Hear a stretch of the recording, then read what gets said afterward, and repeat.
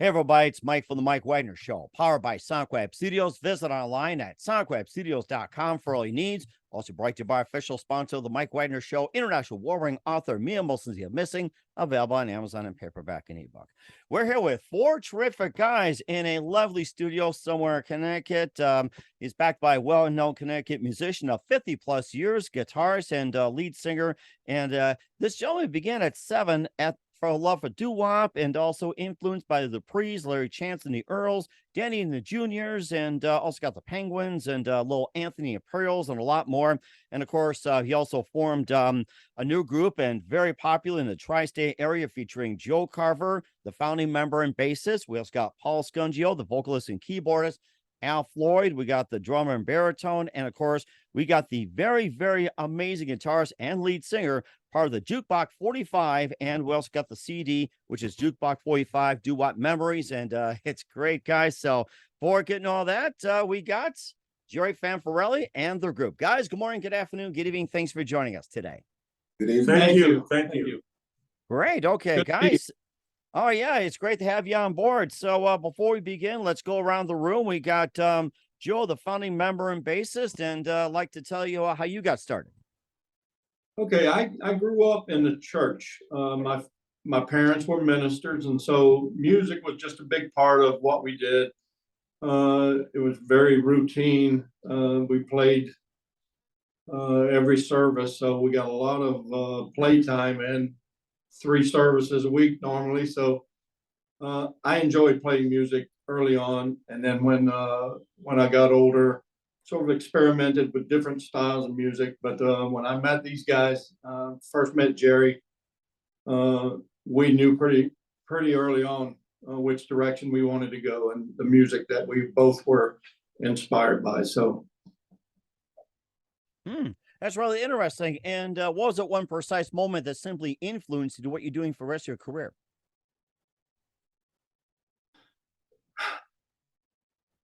actually, when I started a band in school early on, the feeling that I got that I accomplished something, it was pretty incredible.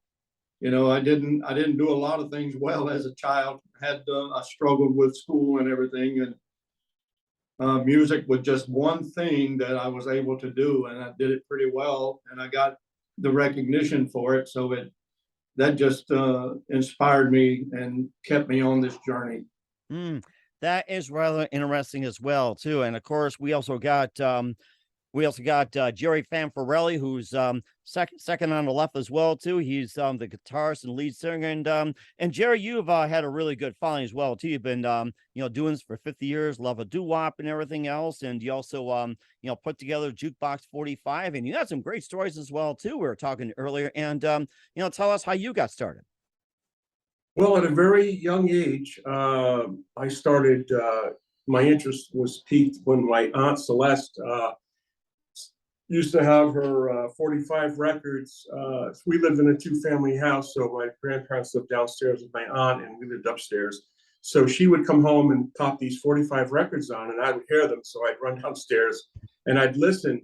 And at that time, I was not a musician, but I knew early on that these songs were very powerful emotionally, and I had no idea, what love was or anything at that time. I was maybe 7 or 8 years old. But I knew that these songs were strong, and I didn't know it at the time, but it was preparing the way, paving the way for what we now have as our premier 50s and 60s doo-wop band, Juke Box 45. But my dad was a musician. He was a pianist. And like I said, I was influenced heavily by him and by all the records that I was listening to, all these various artists. The Duprees, like you mentioned before, Larry Chance and the Earls, Fred Paris and the Five Satins. Fred was from New Haven, Connecticut, the same town that I grew up in. So, his name was passed around quite a bit. That's rather interesting as well. And what was it one precise moment that simply influenced you into what you're doing for the rest of your career? Well, I'd have to say that the influencing moment was when, believe it or not, when the Beatles came to America. wanted to watch the Ed Sullivan Show at night, and it was a school night, so my parents said, "No, you guys have to go to bed." It was 8 o'clock, I think, and I begged them to watch the show, and then finally they let me. They saw the door was cracked open, so I ran out. They said, "Okay, you can sit and watch." So my sister and I sat in front of the black and white television and watched the Beatles do their performance on the Ed Sullivan Show. And I said, "Wow, this is what I really want to be doing. You know, I really enjoy. I think I'm going to enjoy this." And I hadn't even played yet. I wasn't even a musician yet. Something that I was going to aspire towards. How do you like that? You got your choice of who you want to emulate. Who's your favorite Beatle? Was it John, Paul, George, or Ringo? Or if it was a fifth Beatle, you can mention that. So. I like Paul. I like Paul, the bass player. I don't know why. He just resonated with me. You know. Okay, that's rather interesting. And then, of course, we got Paul Scungio, the vocalist and keyboardist, next over. And Paul, tell us how you got started. I started, oh God, when I was about 6 or 7 years old. I woke up one morning and Christmas time, and there was one of those little Emily organs under the tree. You're the kind that you turn a switch on. It sounded like you were about to vacuum your rug. Used to have the motor inside it.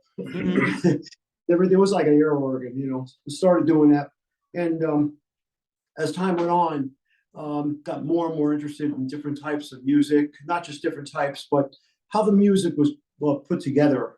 So I got into a lot of orchestration, and you know, back then, the instruments that they were using back then was so very, very expensive. As time went on, the instruments that I needed to kind of to do what I wanted to do got very affordable, and I started getting into more and more into soundtracks and things of that sort. I love orchestration. I just love orchestration. When a few years back, my wife bought me a library of orchestrated sounds that I could use any way that I wanted to. And to be totally honest, I've been through quite a few different venues, different types of music, but I was about done. Honestly, the music business, you know, sometimes is not very, very easy, and I was kind of worn out. And then when Jerry had called, it was like a renewed life in music, and I was able to take some of the orchestration and put it to what we do. You know, the music itself is it needs no introduction. People hear this music, it makes them feel good. It gets right into their hearts. And then when Jerry called and said, "This is what I'm doing," I climbed on board, and we do the music very, very close to the original recording. And then we put a little spin on it too, a little bit of orchestration in there too, kind of updated a little bit. So it all kind of came together, you know, and we're really enjoying ourselves. We complement each other musically as well. You do compliment guys as well too, and of course, and of course, you talked about some soundtracks and everything else. What are some of your favorite soundtracks? You know, it comes to movies and everything else. Right. I started to get into a lot of Broadway and Phantom of the Opera, and I started to do my own Broadway show, and it was very nice. It was a lot of work though, just in order to get out there and perform my own show. I had to set up my own equipment, so on and so on. So it got to be a little bit, you know, too much. But that is really, honest to God, that's where my heart was in that kind of performance. There's so many very, very talented people up on that stage, very, very underrated, you know. And it certainly is as well too. We're glad to have you on board, and finally we've got Al Floyd, and Al, don't be shy, come on over here, we want to see your face. Okay, yeah, squeeze on over, let Al in. Okay, and Jerry, if you maybe just want to sit up front and show who's the boss, the leader, you can do so too. So and Al, you're a drummer and a baritone as well too, and you've been doing this for quite some time, and also tell us how you got started. My family we're a family of musicians. My parents were gospel singers, and my older brother was a drummer. My sister was a violinist. My other brother was a trombone player. And my parents it was a requirement for us to take music lessons. We lived in a project, but my parents scraped up enough to make sure that we were trained in music. And I had my own niche because there was always Motown playing in the house and jazz, and I was drawn to more like Stevie Wonder and the Kinks and the British invasion groups, stuff like that. And then I joined the marching band and just took off from there. That's very interesting. And what was it one precise moment that simply influenced you into doing what you're doing for the rest of your career? Stevie Wonder, when he came out with his first song, Fingertips. Yep, and it blew me away when I heard it. And I liked Miles Davis, and that was where it came from, my roots. Okay, and I was just thinking about Miles Davis, being one of your favorites. And what are your thoughts on Bitches Brew, one of his greatest classics? Oh, that's a classic. Okay, all right. I think we're kind of frozen here, and we're talking with Al Floyd, the drummer and baritone. Okay, all right, Al, go ahead. I think you cut out for a minute. Al, go ahead, continue what you're saying. We're talking about Bitches Brew. Yes. Oh yes, that was like the blend of that was when Miles was going into rock, and he was doing that's when he first became involved with fusion, and I found it to be very interesting. Yeah, I was very young at the time, but it was something that caught my ear. Okay. I like that as well too. With all you guys coming together as well too, as one such influence.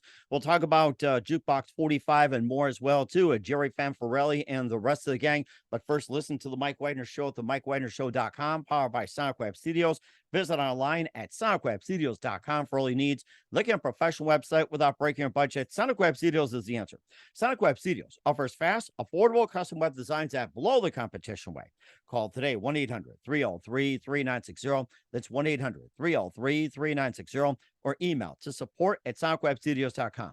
Mention the Mike Wagner Show, get 20% off your first project. Sonic Web Studios, take your image to the next level. Also, time to give official shout out to our official sponsor of the Mike Wagner Show, international warring author Mia Molson-Zia. If you love fast-paced mysteries, you love Missing by Mia Molson-Zia, available on Amazon and paperback and ebook. Missing is fast-paced and intriguing with an unforgettable twist. Takes place in 4 countries, 2 strangers, 1 target, where truth is illusion and those you love would be the first go missing. It's available on Amazon and paperback and ebook. Missing by Mia Molson-Zia has garnered great reviews, and Eve 11 enjoys by Howard celebrities, including Joanna Cassie, Forbes Riley, and many others. So grab your copy today for Girls Missing by Mia Molson-Zia, available on Amazon. Also, check out the Mike Wagner Show at the MikeWagnerShow.com on over 40 podcast platforms.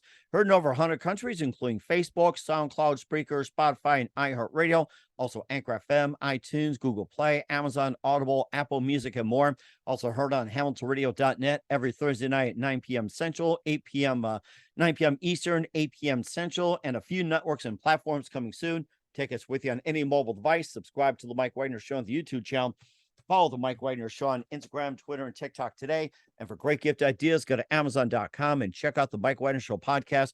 T-shirts, pop sockets, throw pillows, tote bags, hoodies. Makes great gifts 24/7. Go to Amazon.com. Check out the Mike Wagner Show podcast. And for more great gift ideas, go to Amazon.com/Mia Molson-Zia for great books like Missing, Once, and Wrinkles. Also T-shirts, pop sockets, hoodies, phone cases, and more.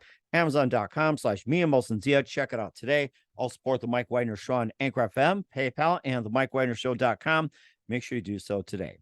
We're here with Jerry Fanfarelli, the master of Juke Box 45 doo-wop memories on the Mike Wagner Show, flanked by Joe Carver, Paul Scourgio, and also Al Floyd as well too. So before we talk about the CD, which is out, we encourage everybody to buy today, and tell us about the CD and how'd you guys all come together. Let's hear from everybody. Well, I guess in reference to the CD, I had those songs in my mind for quite a while. I knew which ones I wanted to put on there for the doo-wop memories. These are the songs that are most memorable, that I think people really enjoy listening to. And they all include our vocal harmonies, which we showcase on the CD. So, you know, we had these, I had the idea for these songs, and we went into the studio fairly well rehearsed, but we didn't realize we were going to do all 14 songs in one shot. Wow, 14 in is that like one take, or is it just like in one day? No. We had several takes for each song, but we did it in one session. Like Wow. we came in early in the morning and we left late at night, and we had put down, we had laid down 14 tracks times 3 takes. Yeah. So that was a lot of work. We were just on a roll and everybody was gelling. We all felt comfortable. And so we just kept rolling with it, and we did all 14. The next CD that we do, which will come up fairly soon, we're going to not do 14 all in one shot. Are you guys in agreement? Are you guys in agreement on all that, or should you push it to 15 or 16, or say 13 is enough? No, I am in agreement. We don't need to do 14 next time. But it was a joy. It was fun. A labor of love, I should say. And Paul, what are your thoughts? You want to do 14, 15, or 13? What's your take? I think 12, 13 is probably a good limit.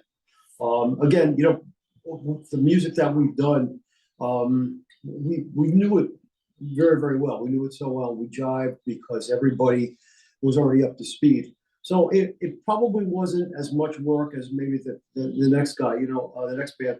But from what I remember, we did orchestra. We did all of the instruments first, and then we went back and we did all of the vocals afterward. It really wasn't. I mean, it was work, definitely, but it wasn't. You know, like picking up that 50-pound weight. You know what I mean? Everything just plays for us. And of course, Jerry can attest to that. It's like, Jerry, lifting up 50 pounds is no problem for you. It's just like, you know, it was kind of hard, you know, picking those. It's like, you know, the basis of 14 songs, and was it based on, was just, you know, something sentimental, or was it just like, you know, well-known or anything? Like, you know, tell us behind the genesis of choosing those 14 particular songs, like you got on the back, like At the Hop, Can We Be Sweethearts, Once in a While, Rock Around the Clock, you know, 14, there's like so many of them. So bases on those 14. Well, you know, after I listened to these songs, I knew that at some point in time I wanted to perform these songs on a CD. And we hadn't even gotten Doug James on the saxophone yet. So he came in later and laid down his tracks after we did all the initial setup, all the initial work. And so that was an additional, you know, two or three sessions, two sessions, I guess it was. And but you know, he did a brilliant job with it. I mean, we really enjoyed having him do it. And the songs just came out. I thought they came out great. You know.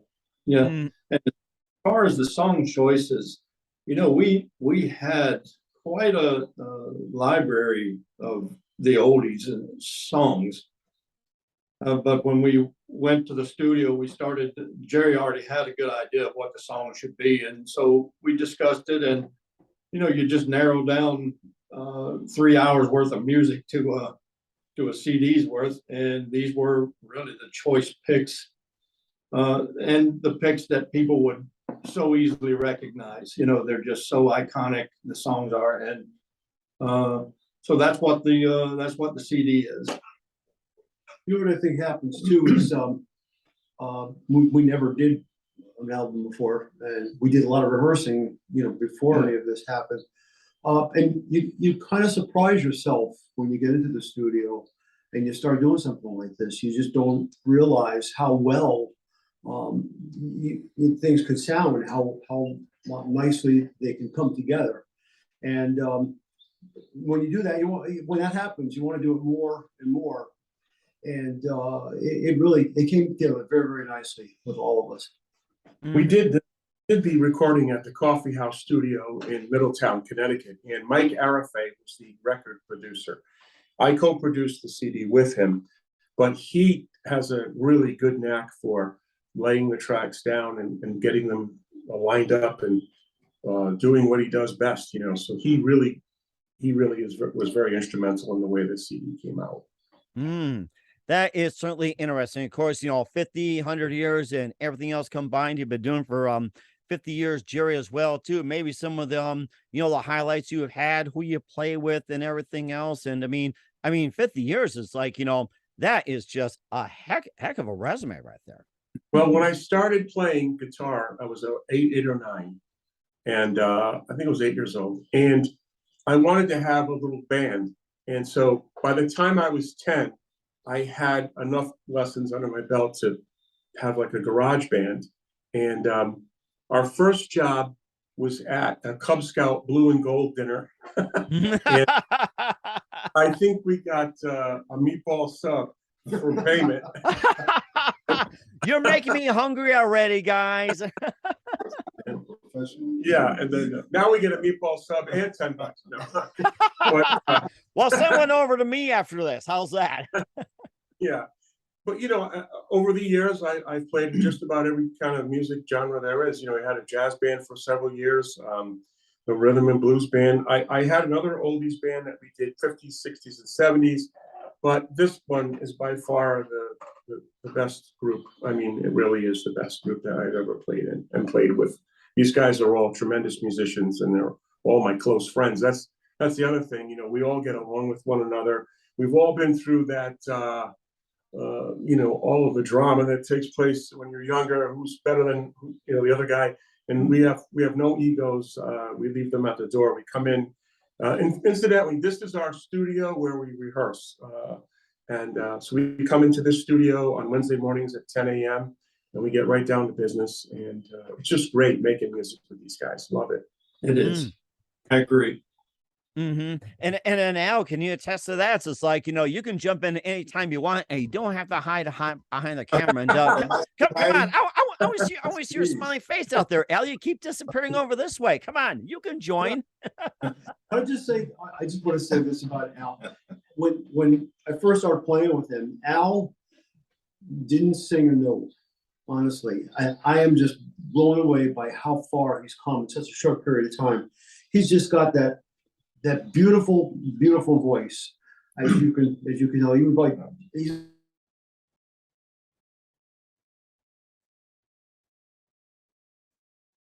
Okay. he's not even singing, and just you can't imagine. He has really come a long, long way in a short period of time, and he deserves a pat on the back. And a raise. I agree. I do agree. Thanks, guys. Yeah. What's your question, Bob? I'm sorry. We got a little Mike. Yep. Mike, excuse me. No, that's okay. I think that's been all answered as well, too. And of course, we talked about Jerry playing 50 years and everything else. And of course, you guys have been around for quite some time. Maybe you can share a story or two about, what was the most memorable moment and who you play with famously and infamously, and where you've gone and everything else, even who you recorded with. And of course, Doug James, who unfortunately is not be able to join us today. He was a founding member of the Roomful of Blues and play with Jimmy Vaughn, Colin James, Pat Benatar, and of course, he also played with Stevie Ray, Junior Walker, Muddy Waters, and more. And guys like that, it's like you guys playing that kind of pedigree as well too, like it's some memorable moments and who you play with and everything. So it's like Jerry is like he played with some greats as well too. I think we talked off the air as well too one point about Doc Severinsen. It's like he retired recently. It's like, boys, it's like he's been going for a long time. Doug, just going back a little bit, I had met Doug, or I had known Doug since the late 1960s, 69, when he was with Roomful of Blues and Duke Robillard. And I used to go see them all the time in New Haven when they played at Toad's Place, which is a famous music venue. And our paths would periodically cross back and forth. And, quite a bit of time would go by and I wouldn't see him or hear from him. And then I'd be in New York City and I'd walk into a nightclub and there they are playing, So then I'd see them another 5 years later. And most recently, when I saw him at a venue near where I live, and we ran into each other, and he said to me, what are you doing? And I said, yeah, we're going to do we're doing an album in the studio. And he offered, he said, you know, if you would like, I'd love to put the sax on it for you. So I said, man, I would love to have that, you know? And so that's how he originally got started playing with us. He enjoyed the music that we were playing. I mean, he played with a lot of heavyweights, you know. I think he played with Eric Clapton in Madison Square Garden, and he was Stevie Ray Vaughan's sax player when Stevie was alive. So he's played with a lot of, you know, professional guys, and we were kind of surprised that he wanted to, you know, join the group with us. But he adds so much to the music, you know, his touch. He plays baritone and tenor, so as you'll hear it on the CD, he did two saxophones. That is rather interesting. And you guys talked about you're having upcoming release as well, too. And we'll talk about that in just 1 minute. You listen to the Mike Wagner Show at the MikeWagnerShow.com, powered by SonicWeb Studios. Visit online at SonicWebStudios.com for all your needs. Also brought to you by official sponsor of the Mike Wagner Show, international war-ring author Mia Moses Missing, available on Amazon and paperback and ebook. We'll be back with the quartet of the Juke Box 45 doo-wop memories, Jerry Fanfarelli and the gang after this time up. We're back with Juke Box 45 doo-wop memories on the Mike Wagner Show. Jerry Fanfarelli and also Joe Carver, Paul Scourgio, and also Al Floyd as well, too. Doug James, another member who's not able to join us as well, too. And you guys had talked about an upcoming release, and you know, tell us a bit about that. On the upcoming release, The CD that we're going to do next, probably. yeah. Oh, you mean the next CD is coming up? Okay. So I've had some ideas about putting together another CD. We have so many songs that we have in our master set list. There's over 250 all totaled. And usually when we go out and do a show, it's usually about an hour and a half, and we do about 49 songs for the show. And so some of the songs that are in the show, we were not able to put on this CD. So I'm looking to the new CD that we want to do with having some of the other songs that we do quite well. You know, Emil Stukio and the classics, Till Then is one that comes to mind. And a couple of other ones, you know, so we're trying to get an order in which we're going to be doing the songs. And then I guess we're going to start looking to do some more studio work, you know.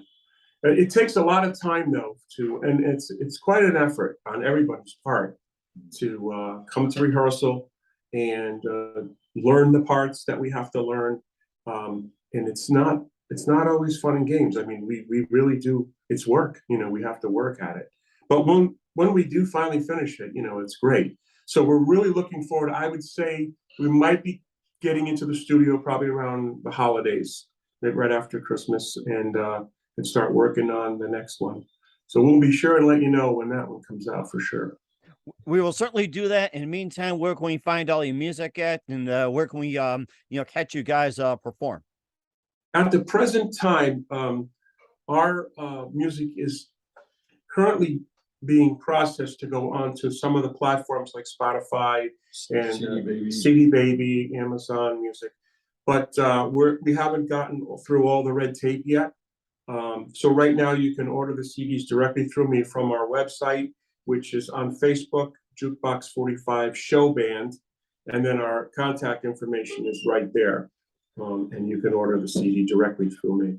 Okay. But we're hoping that before the end of the year, the music will be on all of those platforms that I just mentioned.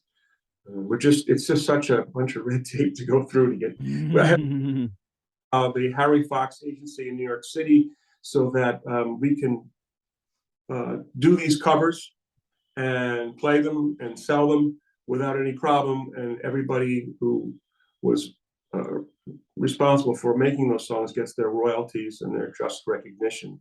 So that's all been taken care of. And, you know, that's one hurdle that we had to get over before we can actually distribute these CDs.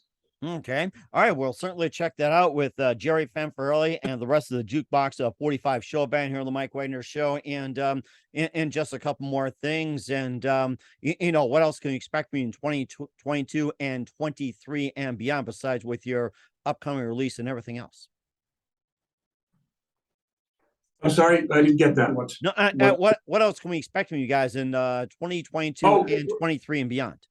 So we play a lot of the outdoor summer concert series for the Parks and Rec throughout Connecticut. And we did a show in Queens in New York recently. We did the Westerly Yacht Club, which is a doo-wop sock hop. So we were pretty busy all summer. 1 week we played 5 days in a row. Wow. And yeah, so we played down in Greenwich, Connecticut, Old Saybrook. Then we came up to go to Hartford. Then we went back down to Durham, Connecticut, and then we did North Haven. The North Haven show was a great show. So upcoming, we're planning on doing some Christmas shows this year, and we have things usually slow down a little bit right after the holidays, and so we're going to be spending some time in the studio working on the next CD and polishing up our music. And then come springtime, we've got a lot more of those Parks and Rec shows lined up and getting ready to do that. So, and we also, we're going to also be playing in other locations throughout the East Coast. We have a producer down in Hazleton, Pennsylvania, who is interested in putting some shows together down there for us. So we're looking forward to that whenever that comes together.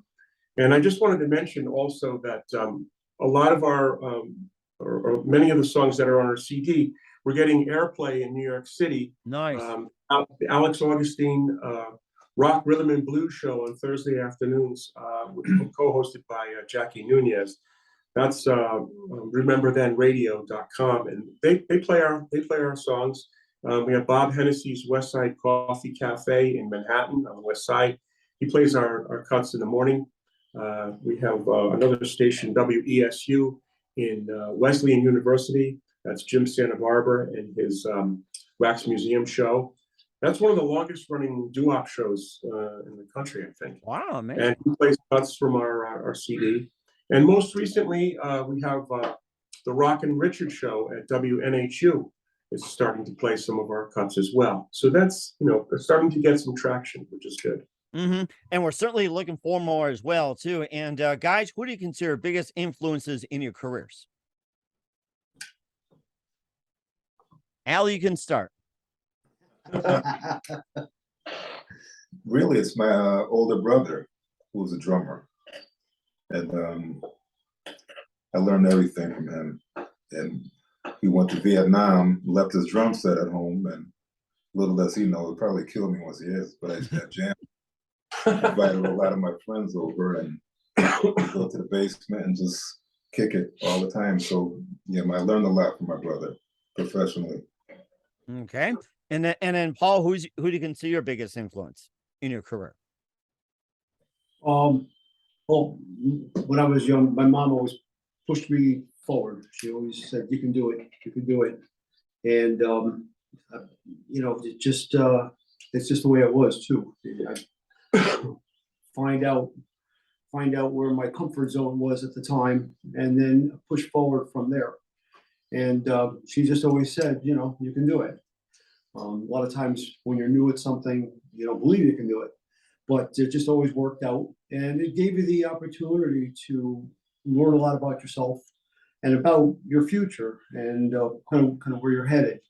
You can't go wrong by doing it from the heart. You do something from the heart, it just fits right into place, just like anything else.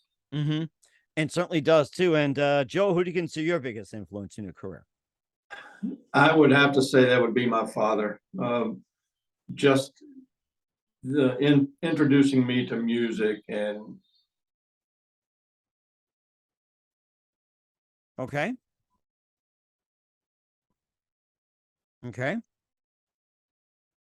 letting. Well, of course, my parents were also influenced me heavily. But most recently, though, I was influenced by the Duprees, of all people. When we first put this group together, we formulated the group. I was interested in doing a song from them, and I wanted to get the original chart that they had so we can work off of that, And I sent them an email, and not ever really thinking that a group like them would ever respond back to me. But lo and behold, a couple of days later in my email, I got an email back from them and saying, Jerry, this is the first time we've ever been asked for this song. Please use your discretion and don't give it out to everybody. This is the original chart when we first recorded it way back in 1963. Wow. And I was so taken aback by that these guys in their busy lives and everything would take the time to, answer my email and show an interest. And they said, one thing we want to have you do is when you do the song, we would like to hear it. And so we did it, and it's on the CD. You can hear it. And, they really enjoyed it. They said they loved it. So those guys have influenced me, and they still do. A lot of these musicians, they're very down to earth. Larry Chance is a wonderful guy.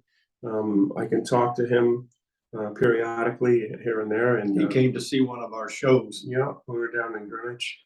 And so, these guys that made it to the top, you would think that they wouldn't have time for a group like us, but they do.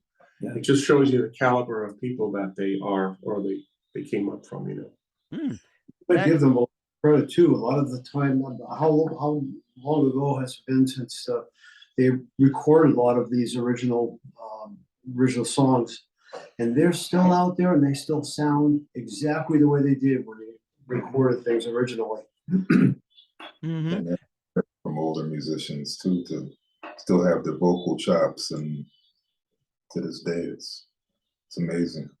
And certainly is too. And what's the best advice you guys can give to anybody at this point? Any one of you can start. Work on your craft. Keep it up. Never think you have arrived or you're as good as you're going to get. Keep striving to do better all the time. Yep. Yeah, I think you're right, Al. You got to shoot for the stars, and if you land on the moon, that's good. That's a good really, one. Actually, Mike, when we first started this group, I had a vision, and it's starting to come to fruition now. And it's slow and forthcoming, but I can see the group coming together, and we're doing much nicer shows now. And at first, I didn't really think that we would ever make it to do large shows, but I never gave up. I kept saying, we're going to do this, and you just never look back. Just keep looking forward, and you will get there. Mm-hmm. I think a lot of it is we all have great faith, and there are just certain things that you can't control. It just happens, And I believe that in this case, it happened just right because we complement each other in our performance and in our music and in our vocals. The vocals just came together so perfectly. Some things, just a real blessing, and we appreciate that blessing. Mm-hmm. And Joe, what's the best advice you can give to anybody at this point? I would say that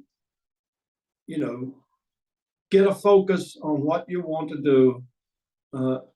Just stay focused on it. Put the work in. Don't think, like Al said, don't think it's just going to happen. You're going to have to put the work in. But if you keep working, we're seeing the results now, and it just proves that, if you work hard enough and you keep working at it, you will see good results. And that's my advice. Just keep working at it. Put the work in. Mm-hmm.